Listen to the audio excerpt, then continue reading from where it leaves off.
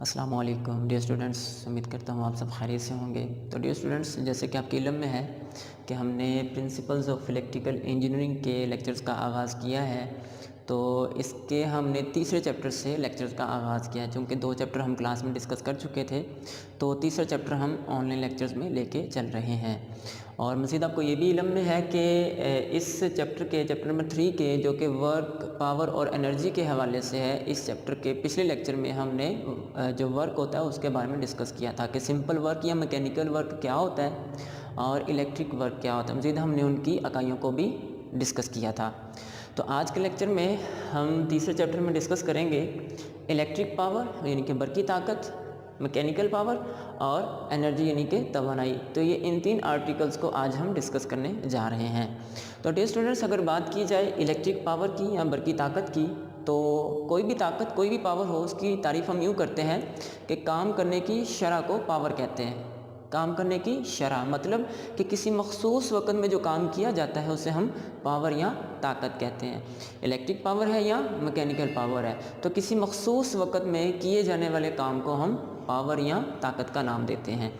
अगर बात की जाए इलेक्ट्रिक पावर की, power is equal to work done over time, यानी कि किसी मख़सूस वक़्त में जो काम किया जाता है उसे हम पावर कहते हैं। तो अगर बात की जाए इलेक्ट्रिक पावर की, बरक़ी ताकत की, तो डियर स्टूडेंट्स, हमने पिछले लेक्चर में पढ़ा कि जो इलेक्ट्रिक वर्क होता है, जो बरक़ी काम होता है, वो कब होता है कि जब किसी सर्किट को पोटेंशियल डिफरेंस फ़राहम किया जाए और उसकी वजह से उस सर्किट में कुछ वक़्त के लिए करंट चले, तो उसे हम इलेक्ट्रिक वर्क कहते हैं। तो VIT ये इलेक्ट्रिक वर्क है, इसको टाइम पे डिवाइड कर देंगे तो आपके पास इलेक्ट्रिक पावर आ जाएगी। P is equal to VIT over T। VIT ये इलेक्ट्रिक वर्क है और इसे टाइम पे डिवाइड कर देंगे तो आपके पास इलेक्ट्रिक पावर आ जाएगी। तो इसको टाइम पे डिवाइड करेंगे तो आपके पास P is equal to VI ये इक्वेशन या फार्मूला आ जाएगा। P बराबर VI, मतलब कि आप किसी सर्किट को वोल्टेज फ्राहम करें और वोल्टेज की वजह से उसमें जो करंट चलता है, दोनों को मल्टीप्लाई करें तो आपके पास इलेक्ट्रिक पावर आ जाती है। ठीक है स्टूडेंट्स।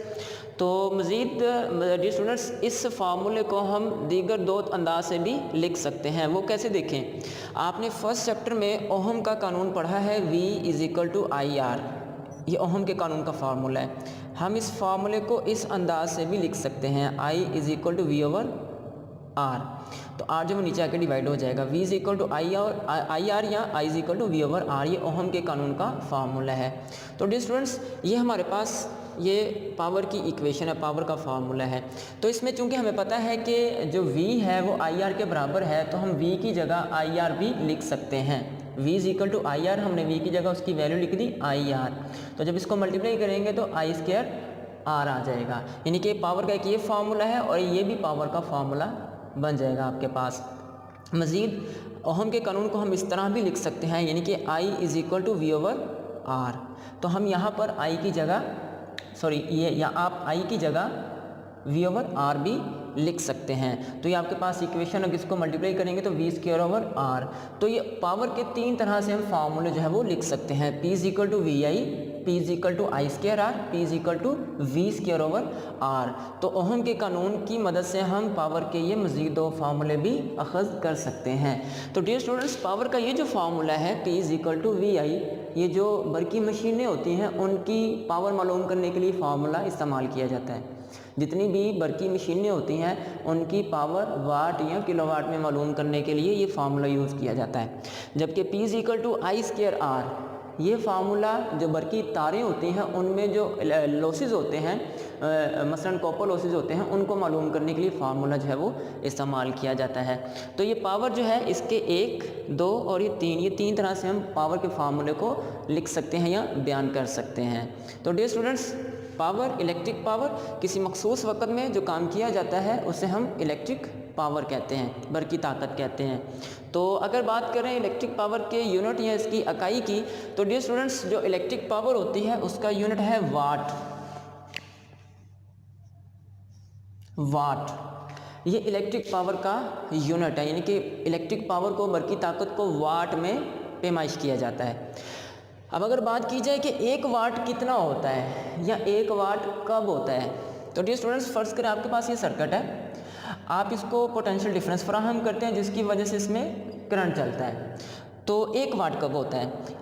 ये आपके पास फर्ज करें सर्किट है, आपने इस सर्किट को दिया है 1 वोल्ट पोटेंशियल डिफरेंस, आपने इस सर्किट को फराहम किया 1 वोल्ट पोटेंशियल डिफरेंस, और 1 वोल्ट पोटेंशियल डिफरेंस की वजह से इस सर्किट में अगर 1 एम्पीयर करंट चले तो इस सर्किट की पावर 1 वाट होगी, यानी कि 1 watt is equal to 1 volt multiply 1 ampere. 1 volt potential difference की वजह से अगर 1 एम्पियर करंट चल जाए तो 1 वाट पावर होती है। ठीक है डियर स्टूडेंट्स, तो ये हमने डिस्कस किया इलेक्ट्रिक पावर, बरकी ताकत और उसकी इकाई को। अब अगर बात करें मैकेनिकल पावर की, तो यानी कि वो शरह जिसमें कोई मैकेनिकल काम किया जाता है, यानी कि कोई मखसूस वक्त में जो मैकेनिकल काम होता है उसे हम मैकेनिकल पावर का नाम देते हैं, काम करने की शरह को पावर कहते हैं। अगर मैकेनिकल पावर के यूनिट की बात की जाए तो इसका यूनिट है horse power, HP horse power. तो मैकेनिकल यूनिट को हॉर्स पावर में या HP में पैमाइश किया जाता है। अब 1 HP कब होता है, 1 HP जो है वो उस वक्त होता है कि अगर कोई जिस्म 1 मिनट में 33,000 फीट पाउंड काम करे, कोई भी जिस्म है वो 1 मिनट में अगर 33,000 फीट पाउंड काम करे तो 1 हॉर्स पावर मैकेनिकल पावर होगी। और अगर एक जिस्म 1 सेकंड में 550 फीट पाउंड काम करे तब भी 1 हॉर्स पावर के बराबर मैकेनिकल पावर होगी। यानी कि मैकेनिकल पावर जो है उसका यूनिट हॉर्स पावर है, और 1 हॉर्स पावर को हम 2 तरह से बयान कर सकते हैं कि अगर कोई जिस्म 1 मिनट में 33,000 फीट पाउंड काम करे या 1 सेकंड में 550 फीट पाउंड काम करे तो होने वाला जो काम है, जो मैकेनिकल पावर होगी वो 1 हॉर्स पावर होगी।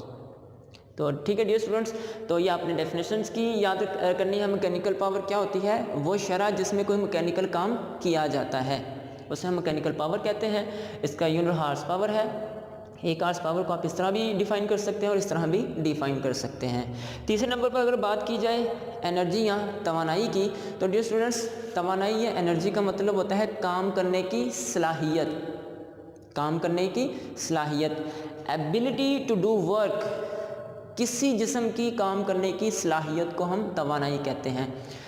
ताकत क्या होती है, काम करने की शरह। एनर्जी है काम करने की सलाहियत। मतलब ताकत का मतलब है कि कोई जिस्म एक मखसूस वक्त में कितना काम करता है, कोई जिस्म एक मखसूस वक्त में कितना काम करता है उसे हम ताकत कहते हैं, पावर कहते हैं। और एक जिस्म कितना काम कर सकता है, इनके उसमें काम करने की सलाहियत कितनी है, उसे हम एनर्जी या तवानाई कहते हैं। तो काम करने की सलाहियत को तवानाई या एनर्जी कहा जाता है। और ये भी याद रखिएगा कि तवानाई या एनर्जी को ख़त्म ज़ाया नहीं किया जा सकता।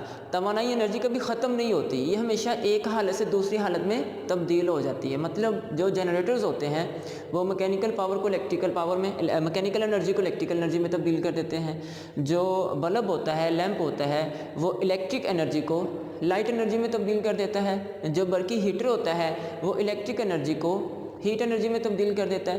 तो एनर्जी की कोई भी एक हालत दूसरी हालत में तब्दील हो सकती है, एनर्जी ख़त्म नहीं होती, ये हमेशा एक हालत से दूसरी हालत में चली जाती है।